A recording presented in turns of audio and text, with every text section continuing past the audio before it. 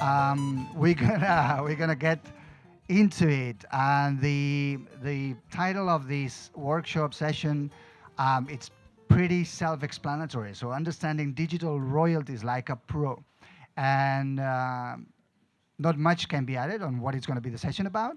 And I will let Irene Bauzá and Emma Beldent.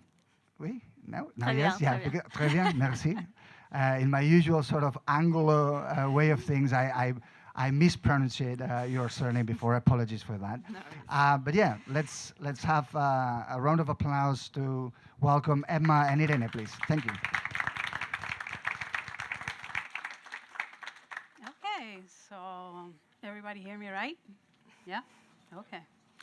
All right, so I'm gonna explain a little bit who I am, and then Emma will do the same, and then we'll go right into it. My name is Irene Bauzá, Irene Bauzá, para españoles o catalanes. I started as an artist long time ago, so long ago I don't remember.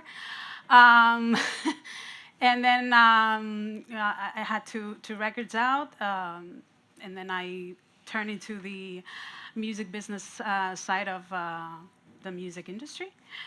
I started digging into contracts and stuff like that. So I saw that I really liked all the publishing side of things. And then I started working at Blanco y Negro a long time ago, 7 years ago. And then I moved into Unison to create to help create this collective management organization, rights management entity, and I do all the operations. So I make sure that everything runs smooth between users, clients, international partners, etc. And that's what I do. Emma? Thank you. Hi everyone. So my name is Emma Beldent. I'm originally from France, as you can probably hear, but I've been in Barcelona for 7 years now. I started in the music industry 13 years ago. I have a master's in music business and international business, and I started at some electronic record labels in Paris, and I've been managing electronic music artists and brands such as Amnesia Ibiza, for example, until 2017 when I started to work at BMAT. And I'm now the VP of Digital at BMAT, managing a team of around 25 people. And we serve all actors of the music industry, from digital service providers to licensors, so publishers, rights holders, record labels, making sure that the royalty flows between all these entities, and making sure that the artists and creators get paid when their music is being played, basically. Okay. Well, today we're going to talk about understanding the digital flow of rights, both from the master side and from the publishing side. So we understand how the creators get paid and how everything runs. I'll start doing the intro. Of course, some of you are too young here to know about the physical world and the CDs and vinyls and everything. But I think I'm 42 now. So well, I'm gonna be 42 on Sunday actually, not 42 yet. I saw the entire kind of move from vinyls to cassettes to CDs to downloading music to streaming. So, and lately, we've been finding new ways of consuming music, and all of this has brought, I guess I can say, more of a difficulty to understand how it all works out and how it all flows from the users, platforms, etc., to the creators, both artists or authors and composers. I'm going to put this little graphic from Goldman Sachs from 2022. You can see that the digital consume of music in digital has exploded. Actually, in 2018, this Goldman Sachs study said it was going to double to 40 million.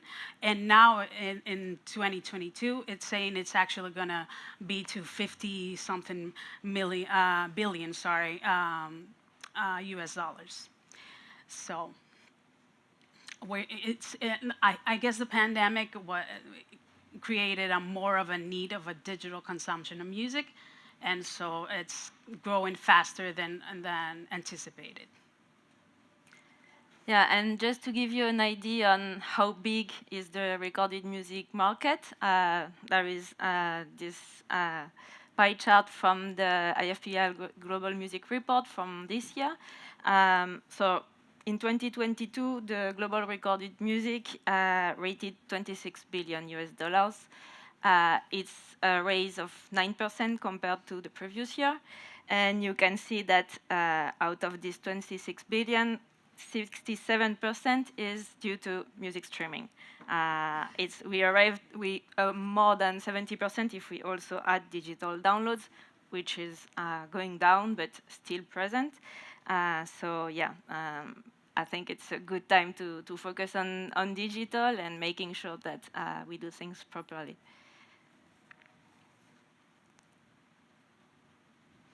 How does digital licensing work? We've seen a little bit. If you guys were in the previous panel, we've seen a little bit how it works. But now we're going to get really into the deep details of how digital licensing works.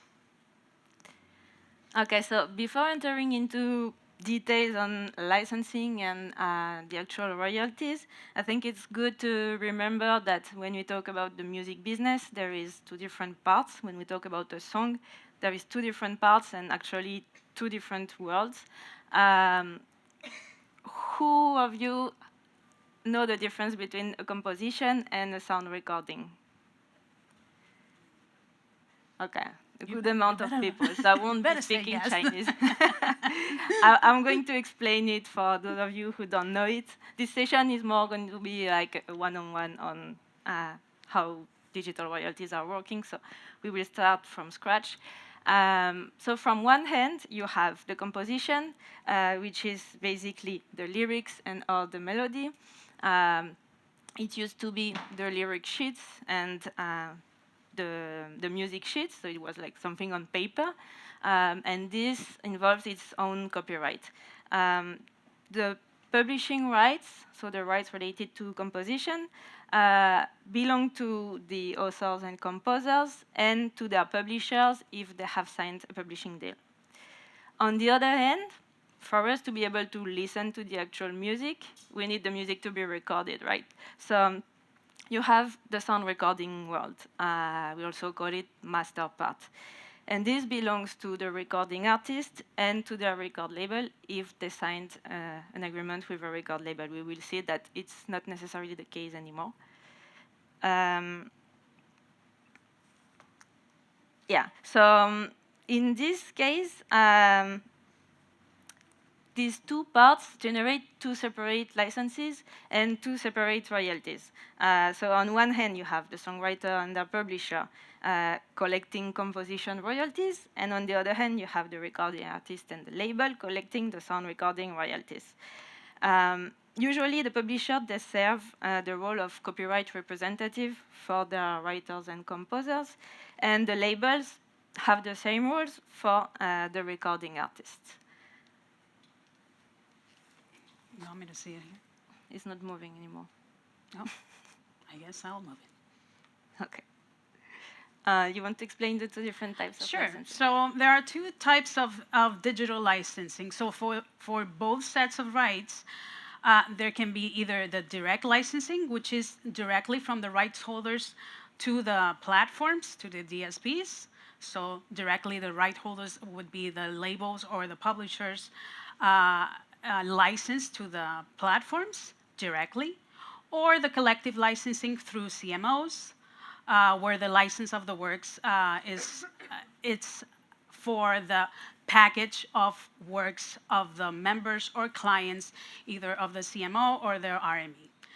Traditionally, this was very territorial. So this was very one territory, one collective management per territory. So only one agent would license to the platforms. But now they can be multi-territorial. So one in every territory there can be more than one CMO. So and they can license more than one country. So Unison would license more than one country, would license either pan-European or even worldwide in some cases directly to the platforms. So this is how it all starts. So the record label would, if it's not a direct licensing, will have a digital distribution. And the digital distribution would would license to the streaming platform. The publisher or the publishing company would mandate the CMO, or if there's a direct license, would license directly. The CMO, if there's one, would license to the streaming platform.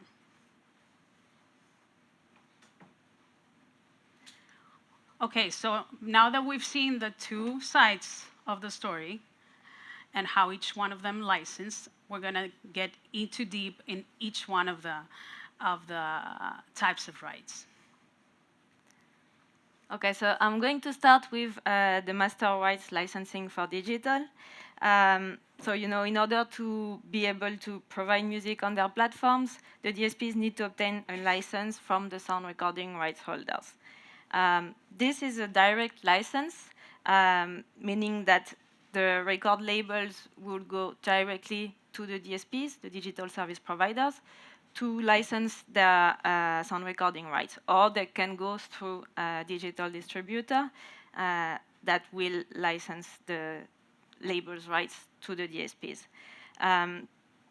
This is a direct licensing also in the way that it's much less complicated than the publishing world, as Irene will explain you right after, because the DSPs already know who the music belongs to. So they receive the music directly from the labels or from the digital distributor. So when there is usage, they already know, like, this usage comes from Sony, so they will be paying directly Sony for this stream.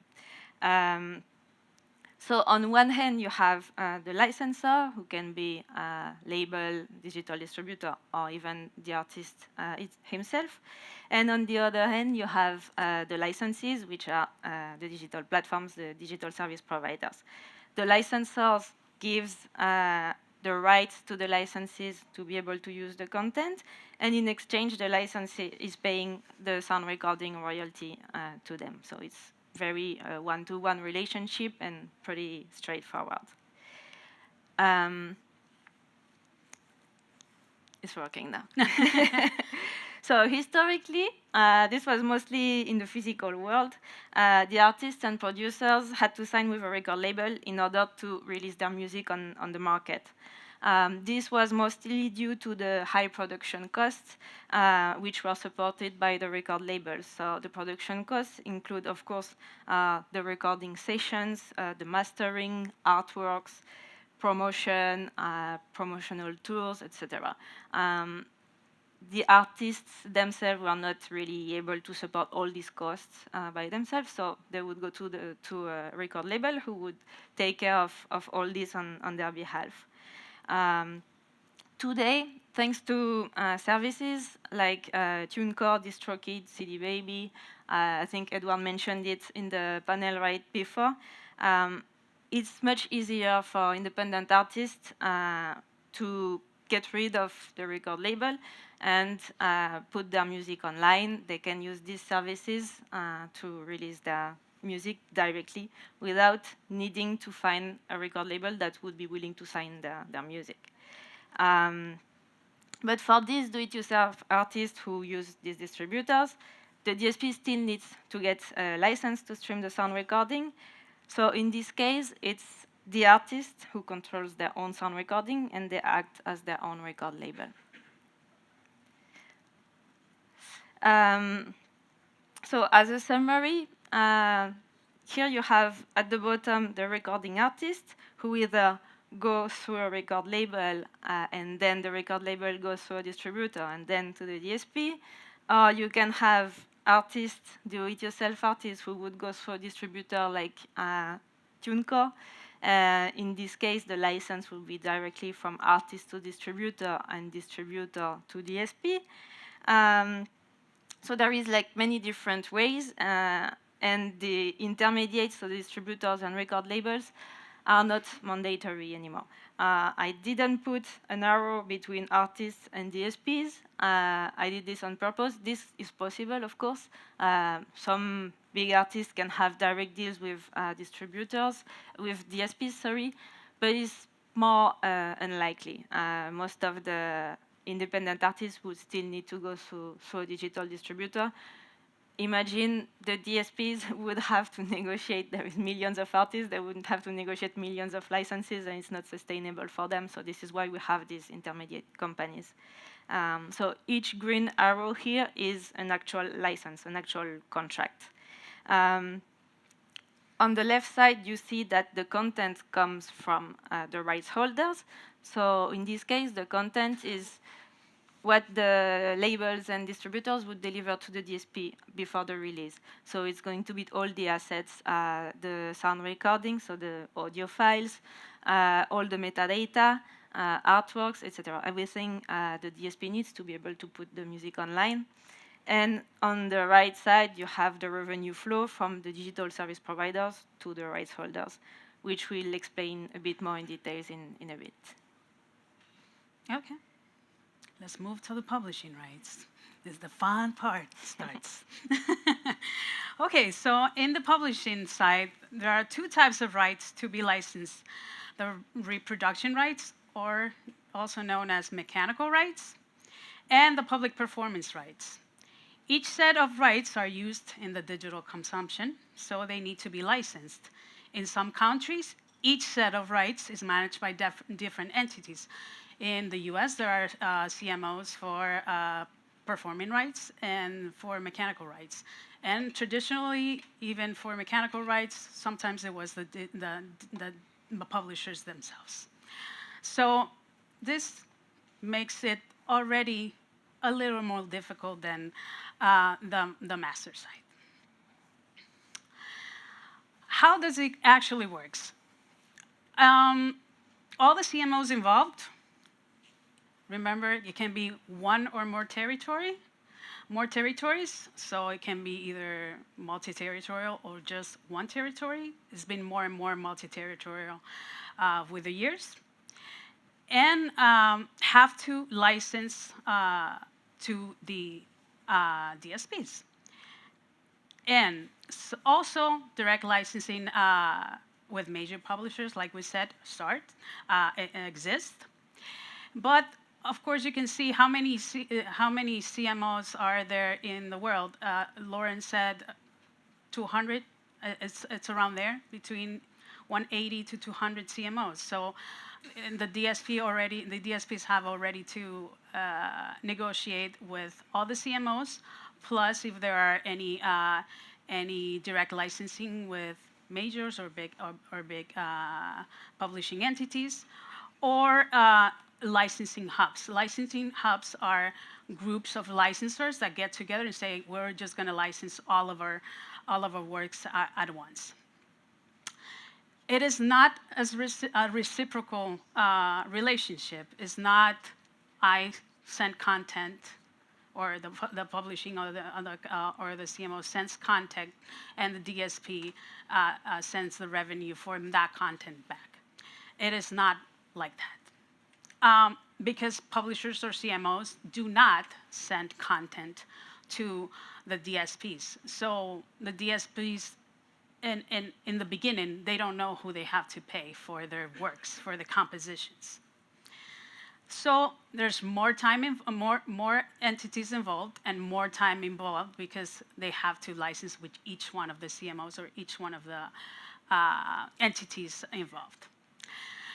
So, like I said, like Emma said, platforms know what the master rights licensors are, either the distributors or the record labels or majors if it's directly, but they do not know who owns the rights on the compositions that are being played on the streaming platforms. So each one of the licensors has to not only license to the DSPs, but also tell them, okay, all this set of rights, all this set of works, I have the mandate to collect money from them. So to do this, we rely on providers like BMAT that help us do the matching between works and recordings. To add to this, one song can have more than one composer. There's one composer and more than one publisher. So there's one composer and there's one publisher, or there's two composers and two publishers, or 5 composers and 5 publishers. And each one of them has the right to choose what CMO they are represented by. So that means that one song, 100% of the song, can have multiple licensors to be claiming little parts of the songs, or little, not so little. But Can be it's little. yeah, very. So it's like the Lauren and David were talking in the panel before, and this is the fragmentations, because one song can have more than one right holder, and that means more entities to license and more entities to claim, hey, this 5% of this song is represented by us. This other licensor will say this percentage for my song is, for the same song, is represented by us. So as you can see, we had even though there were more parts on the one before, this very simple what looks like a very simple graphic, it is way more complicated than the one before. So publishers and authors, composers will sign with a CMO or an RME, and they will tell them, okay, I'm mandating you to collect for my rights. This CMO will license to the streaming platform. But the only information that the CMO sends to the streaming platform happens after the actual stream has happened, or after actual plays.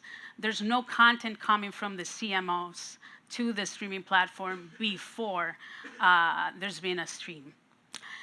The revenue will come from the streaming platforms, but for that, we need people and companies like BMAT to help us do the matching between what we have in our database as, okay, these are the works that we are representing as a CMO, and the recordings that have actually been played in the streaming platform.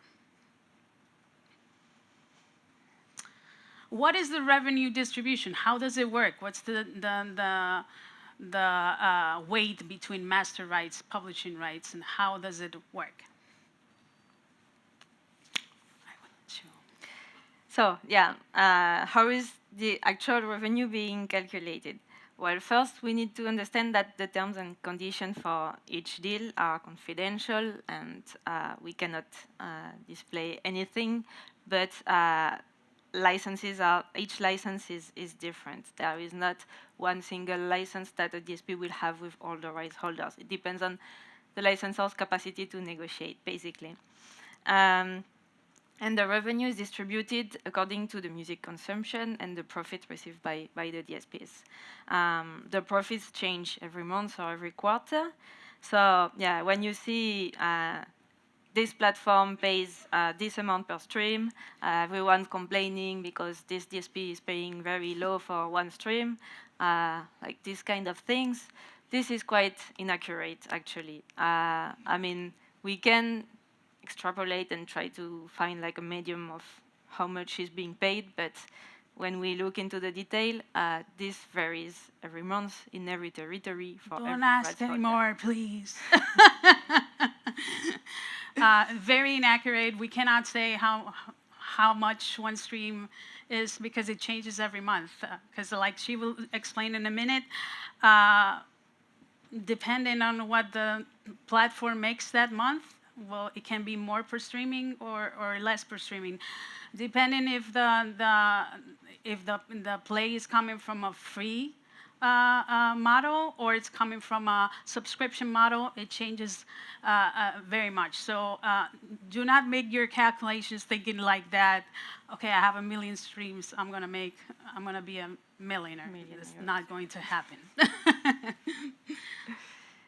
Okay, so what's the actual origin of the revenue? As a right holder, you will eventually receive a percentage of either the advertising revenue when it's a service like, for example, Spotify Free or YouTube AVOD, or a percentage of the subscription revenue for premium services or like tiers like family, etc. And it can also be a percentage of the net revenue for each sale. If we're talking about pay-as-you-go model, like download services, even if we saw that download is going down, it still exists, and in some territories it's still pretty much used, like iTunes or Beatport for niche, for example. Beatport is still working very, very well, and it's a download service. So the revenue is based on these three types of DSP revenue. Okay, so who's earning what? So the DSP, as I just explained, receive advertising, subscription, or sales revenue. Of course, they keep some of the money, but from this revenue, they keep two different pools of money. So they have one pool of money dedicated to paying sound recording royalties based on their licenses, and one pool of money dedicated to paying the publishing royalties, also based on their licenses, of course. So the way these pools are calculated differs depending on the DSP, depending on the service and the agreements. But I'm just going to give an example that is quite widely spread among like traditional subscription-based DSPs. How they calculate this amount of money that they will distribute to rights holder. It's usually based on the license agreements, of course, but also it can be either they usually take the greatest of two different values that they pre-calculate. The first one is the percentage of the DSP's monthly revenue. So if Spotify makes 1,000 euros per month in France in January, and the licensor has 10%, well, they will take 10% of these 1,000 euros as the royalty pool. And on the other hand, they also pre-calculate revenue pool based on the number of subscribers. So this is a flat amount per subscriber. So for example, if they have 1,000 subscribers and they pay 2 euros per subscriber, the royalty pool will be 2,000 euros. The fact of having one or the other and choosing the greatest of, this ensures a minimum revenue for the rights holder every month. And this is mostly negotiated in the licenses to protect the rights holders from seeing their revenues drop. So for example, if tomorrow, instead of having 10 euros monthly subscription, a DSP decides to drop it down to 1 euro, if we didn't have this minima per subscriber and we only had a percentage of the revenue, the rights holders' revenue would drop considerably. So this greater off is made to protect the rights holder, and this is a very common clause in the license agreements. Okay, so who earns what? Just briefly, so the sound recording royalties, they're first sent from the DSP to the digital distributors, who will deduct their distribution fees. So what the distributors earn from digital usages is their distribution fees. It can be either a percentage of the net revenue that they collect from the DSPs or a flat fee for each distributed release. This is very usual for do-it-yourself services. So the distributors we mentioned, like TuneCore or CD Baby, they can charge the self-release artists a flat fee for each release they will put online, and they will collect 100% of their royalties. So once they take their distribution fee, the rest of the money they will pay to the labels, if there is a label, or directly to the artist based on their license agreement.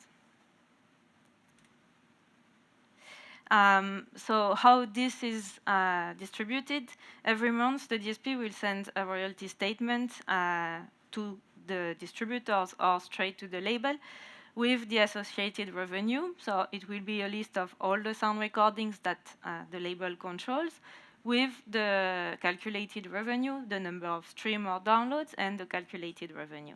As we explained, they know, the DSP knows who owns what, so the sales reports that the labels will receive will only contain sound recordings that they control. They won't have visibility on the other labels' revenue or number of streams. This is much more straightforward than publishing, as we explained, and it also allows to distribute much faster because it's when the usage happens, they can already start distributing the revenue. Yeah. And for the publishing world, you want to explain, Irene? Sure. So in the publishing royalties, as I said, the CMOs will deduct their administration fees, usually a percentage of what they receive from the DSPs. The publishers, in the context of the direct deals, will then pay either the affiliated publishers and writers, so the CMOs will pay them and deducting their admin fees. And based on their controlled shares for each type of rights, some publishers control more mechanical rights than performance rights. So depending on what they control, what share they control on the used work, they will receive the royalties coming from the publishing side. How does that work? That sounds very easy peasy. So as Emma said, the CMOs receive the reports for the usage of all the recordings that have been played in these streaming platforms, the digital sales reports. So these are millions and millions and millions of lines, and the CMOs have to match their compositions, only their compositions, and sometimes only their shares on the compositions. Once matched, the CMOs will claim, based on this matching, their shares in the compositions matched. So we have to tell, once the matching is done, we have to tell the DSP, okay, all of these works are ours, or all of those shares are ours, pay us accordingly to those. The platforms then have to reconcile those claims that we have made and reconcile the data that they have from other licensors and see that there's no conflicts, because sometimes there are conflicts. We'll talk about it in a little bit. And they pay out the CMOs. Most CMOs are making the efforts to distribute faster, but we have to, it's a longer process. It's not a direct, I send you the content, you send me the money. It's you send me what's being played on your platform. I tell you from what's being played on the platform what I control, and then you reconcile it, and you pay us according to the data. And then as a CMO, we have to distribute all the revenue received to our clients. So it's a longer process. We're trying to make it faster. We're doing everything possible to make it faster, but it's necessarily a little bit longer than with the master rights. So you tell me about the pie. So from the revenue distribution, how does the pie look like? Well, the master side of the music industry gets about 60%. It all depends on the deals. Not all the deals are the same. And this is just in general. The platform itself will get about 30%, and the publishing rights will get about 10% of the revenue. We do not agree with that. We want to make it bigger. We want to make that part of the pie bigger. And that's where our aim is for. And I think most of the music industry agrees that without a composition, there won't be a sound recording. So how about we make it a little more equal? Why do you think, what is your opinion on why only 10% of the share is actually reserved to like publishing? Well, traditionally, it's true that the record label would put a lot more money and resources to make the artist explode, so they would be entitled to more revenue of the pie. But now in the work, actually, I would say from the CMO's perspective, the work that we do is more than the record label, or at least equal. We're not asking for more. We're asking for kind of equal, make it equal rights. So I think that's the traditions has dragged to the digital world, and we think it should be changing pretty quick here. Yeah. So yeah, before moving forward with the challenges, I just wanted to share like a quick example to summarize what we just said. So imagine I'm a songwriter and I'm a performer. I write, compose, and record my own songs. I don't have any publishing deal, but I decided to become a member of Unison for the collection of my publishing rights because I know that I cannot, as an individual songwriter, go claim my rights to the DSPs. I signed a new EP with a record label, an independent label that is distributed by Believe. So what happens with the money generated by my EP? So from one hand, for the sound recording part, when there will be usages of my EP or sales, the DSP will pay Believe, which is my digital distributor, for the streams of my songs based on the license terms Believe has negotiated with the DSPs. Then Believe will pay my record label, the net revenue that they received for the streams, minus their distribution fee I was seen before.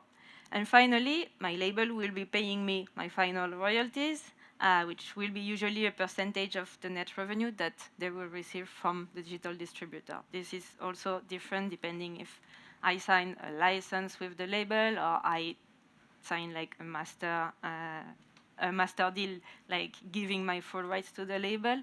There is various deals that an artist can have with the label, but this is not the topic today, so we keep it simple. And then for my publishing rights, what happens? So the DSPs will pay Unison, so my management entity, each month for the stream of my songs. This after Unison has done the work of matching and claiming for my works, based on the terms that Unison has negotiated with each DSP. And then Unison will pay me 100% of my publishing royalties, both MEC and perf. I don't have any publisher, so all the money goes to me, minus the administration fee.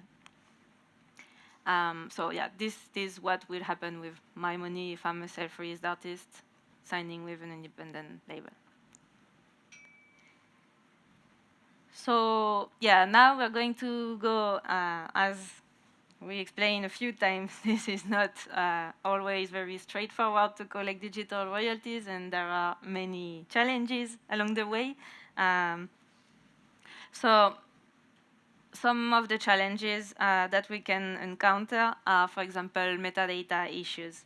There will be, I think, a panel later today about metadata, so we will not go too much into detail, but I wanted to share like what is the most common source of conflict in music publishing and the challenges that we encounter at the moment of matching sound recordings to compositions. I'm going to use this very common example. I'm sorry, we're in 2023, so I should not be using Despacito. Maybe I should have used a Shakira song or something else, but this is an easy example. So if the DSP is reporting this sound recording, Despacito remix fit Justin Bieber, and the publishing licensor is matching against a musical work called Despacito fit Daddy Yankee. At first sight, it could be the correct match, but then we know that the remix has additional contributors and different shares.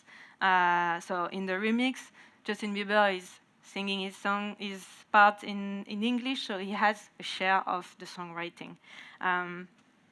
The musical work that has been matched in this specific example is the original song with the original contributors. So what happens? There can be two issues. First issue is there will be a conflict because someone else might probably claim the actual musical work of the remix because the remix has been registered as a different composition. So there would be a conflict between two rights holders and the money would be blocked by the DSPs. Most of the DSPs block the revenue when there is a conflict in ownership until the conflict is being resolved. And another issue, even if there is not a conflict with another right holder, is that poor Justin Bieber would not be paid for the usages of his songs. So this is why it's very important to deliver like as complete metadata as possible to the digital distributors and eventually to the DSPs so that they can report it back to the CMOs and they can do a better matching and a better claiming. Conflicts, what other things happen? Because there are different databases around the world, we have not agreed to do one database for everything. It would be kind of crazy too, but because there are different ones. That means that there are databases that have incorrect information, that have not updated their data. Some catalog has been sold and they haven't updated that information. So that leads to conflict. What happens with the conflicts? Well, if two licensors are claiming the same song, now we'll see a little example in a little bit. Then the DSPs say, until you guys solve it, we're not going to pay any money. This can also lead to lack of data on publishing or conflicts between right holders. This is the example. So the claim one, as you can see, one licensor claims 50%, another one claims 30%, and another one claims 20%. That equals to 100%. 100%, perfect. The DSP knows exactly who to pay, what share to pay, and they release the funds. Claim number two, some licensor is asking for 50%, the other one is asking for 40%, and the other one is asking for 20%.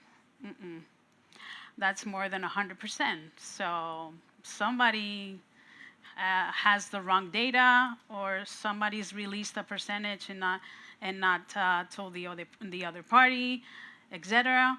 In this situation, the DSP says, "Hey, so these are the people that you have the conflict with, the entities that are claiming.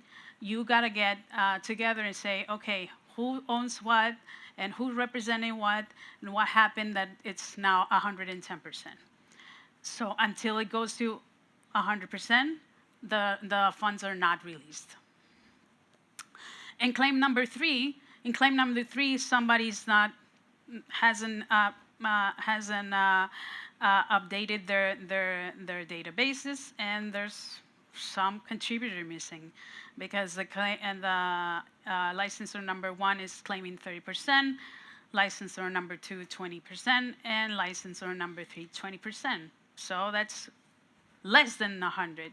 So now there's a part of the song that we don't know who owns this part of the song. So the funds that are known are released, meaning all these three licensors would see their money, but there's a fourth licensor or one of potential licensor That's not going to see the money because nobody has told the DSP, hey, I own this part of the song. That is bad. Yeah, this money, so we are like at 70%, right? Yes. The extra 30%, so the DSP will pay the 70% because on their end there is no conflict, they will release this 70%. There will be this extra 30% that will go in a pool that we call the residual, and the CMOs will have a certain period of time to be able to claim. So, for example, if the licensor that has 20% realize in 2 months that it actually owns 50%, they can do what we call a back claim to be able to rescue this 30%. But there is a limited period of time for the CMOs and licensors to back claim. So when this time expires, all the revenue from residuals is being distributed to someone else, and there is no way to rescue the revenue. Yep. How can you guys optimize your digital royalties collection? Yeah, so I'm conscious we are running a bit out Yeah. of time. So just to So, conclude quick. quickly, very short tips for labels and producers on with our experience. The best way to make sure that the royalties arrive in your bank account is making sure that there is proper metadata delivery to the DSPs. It's not the responsibility of the artist, obviously, but if you're a self-release artist, it is your responsibility. If you're working with a record label, you can make sure that the record label does the job properly.